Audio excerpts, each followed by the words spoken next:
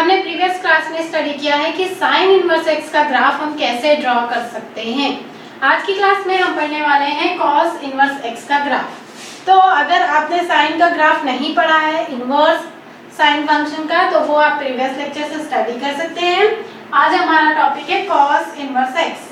तो आपने देखा होगा कि प्रीवियस क्लास में मैंने पढ़ाया था कि इनवर्स फंक्शन क्या होता है, तो वो आप सबको समझ में आ गया। इनवर्स फंक्शन की एक नेसेसरी कंडीशन हमने पढ़ा था कि उस फंक्शन को 1 एंड ऑन टू होना चाहिए, ठीक है। पर हमने साथ में ये भी देखा था कि जो साइन इनवर्स फंक्शन था वो 1 ऑन टू नहीं था, इस और उसको हम इसीलिए उसका इनवर्स फाइंड नहीं कर पा रहे थे साइन फंक्शन का। तो इसलिए हमने उसके ग्राफ से एक स्मॉल पोर्शन कट करके उसको 1 ऑन टू बनाकर उसका इनवर्स फाइंड किया था। सिमिलर वे में हम यहाँ पर कॉस के लिए भी करने वाले हैं। तो अगर आप देखें कॉस एक्स, तो अगर कॉस की आप वैल्यूज निकालते जाएंगे, तो ये मैं ले लेती हूँ डोमेन और ये मैंने ले लिया रेंज, ठीक है।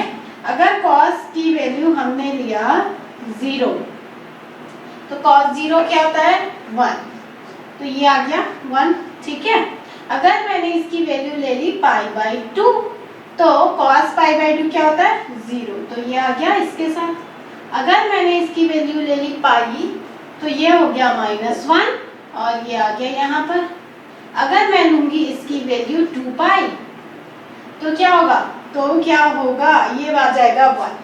तो इस तरह से हम देखेंगे कि -1 से लेकर +1 के बीच में ये डिस्ट्रीब्यूट हो जाएगा और इसकी सारी वैल्यूज हमको ऐसे ही मिलते रहेंगी।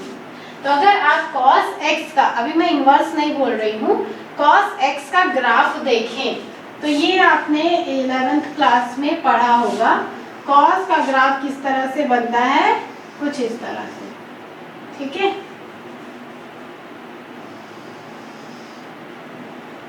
यहाँ पर इसका एम्पलीट्यूड होता है, जब मीन्स 0 पॉइंट पे इसकी एम्पलीट्यूड की वैल्यू होती है 1, ठीक है। और π/2 पर इसका एम्पलीट्यूड क्या होता है 0। तो हम देख रहे हैं कि ये ग्राफ इस तरह से बन रहा है। आप देखिए ये 0 वैल्यू कितने बार रिपीट हो रहा है, बार बार रिपीट हो रहा है, मतलब ये 1 तो नहीं हो सकता। इसलिए इसको 1 बनाने के लिए हमने इसके ग्राफ से कोई एक पार्ट लिया, तो कोई सा भी आप ले सकते हैं। जैसे मैंने ले लिया यहाँ से लेकर यहाँ तक, ठीक है। तो यहाँ से यहाँ तक आप देखेंगे कि कोई भी वैल्यू रिपीट नहीं होगी।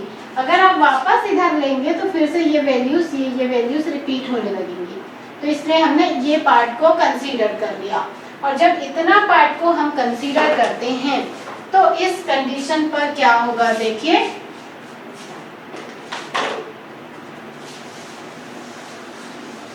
यहाँ पर इस ग्राफ को मैं अलग से बनाती हूँ। तो ये हो जाएगा कुछ इस तरह से, ठीक है। यहाँ पर वैल्यू है pi, this is π/2 and this is 0। ये एम्पलीट्यूड 1, ये एम्पलीट्यूड -1, ठीक है। इस पार्ट को हमने कंसीडर किया और इसके लिए हम देख रहे हैं कि ये जो है ये 1 एंड ऑन टू हो रहा है। इस पार्ट के लिए इस कंडीशन को ये सेटिस्फाई कर रहा है। इसी तरह से स्मॉल पार्ट आप बहुत सारे कंसीडर कर सकते हैं। ये जो पार्ट मैंने लिया है जिसमें डोमेन की वैल्यू है 0 से लेकर π तक और रेंज क्या है 1 से लेकर -1 ही है, ठीक है। तो यहाँ पर आप देखिए डोमेन क्या मिल रहा है 0 से π और इसका रेंज क्या मिल रहा है -1 से 1, ठीक है। तो ये आपको मिल गया कॉस का ग्राफ। अभी ये जो ग्राफ बना हुआ है ये कॉस x का ग्राफ है। अब हमें इससे रिलेट करके इनवर्स कॉस का ग्राफ बनाना है। तो हमने साइन इनवर्स में भी देखा था कि जब आप किसी चीज का इनवर्स करते हैं, तो जब आप इनवर्स करते हैं तो उसके जो डोमेन और रेंज की वैल्यूज होती हैं वो आपस में इंटरचेंज हो जाती हैं। तो यहाँ पर भी डोमेन और रेंज इंटरचेंज हो जाएंगे। तो जब हम आएंगे कॉस इनवर्स एक्स पर, तो यहाँ पर क्या हो जाएगा, अब यहाँ पर अब डोमेन बन जाएगा -1 से 1 और अब यहाँ पर रेंज क्या बन जाएगा जो आप देख रहे हैं 0 से पाई वो, ठीक है। और अगर डोमेन और रेंज बदल रहे हैं तो इनके एक्सेस भी बदल जाएंगे। तो अब ये कैसे बन जाएगा ये ग्राफ, कुछ इस तरह से।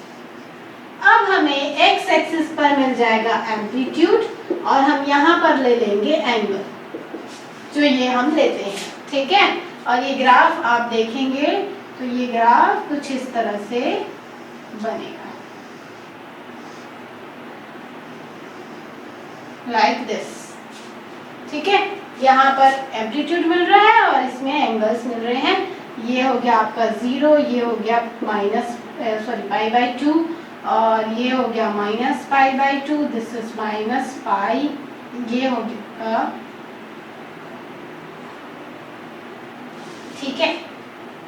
तो इस तरह से आप इसको बना सकते हैं। ये जो पार्ट होता है दिस 0 से लेकर पाई तक, जिसको हमने यहाँ पर कंसीडर किया था, ये कहलाता है प्रिंसिपल वैल्यू ब्रांच, क्योंकि प्रिंसिपल वैल्यू ब्रांच से रिलेट करके हम उसके इन्वर्स की वैल्यू फाइंड करते हैं। तो इस तरह से प्रिंसिपल वैल्यू ब्रांच भी हमें मिल गया। तो कॉस इन्वर्स एक्स का ग्राफ किस तरह से बनेगा वो आपने आज देखा। से हम tan का इन्वर्स, कॉट का इन्वर्स एंड कोसेक इन्वर्स और सेक इन्वर्स के ग्राफ भी पढ़ेंगे। तो इन सभी के ग्राफ हम नेक्स्ट क्लास में पढ़ेंगे।